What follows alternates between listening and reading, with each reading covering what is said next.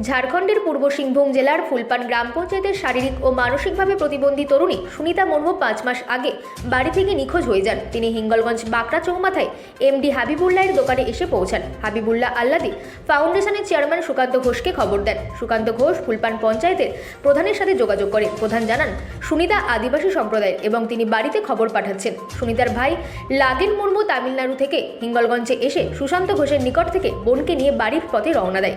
যাওয়ার আগে তিনি আল্লাদি ফাউন্ডেশন ও হিঙ্গলগঞ্জের মানুষকে ধন্যবাদ জ্ঞাপন করেন। Bureau report, রাতদিন news network.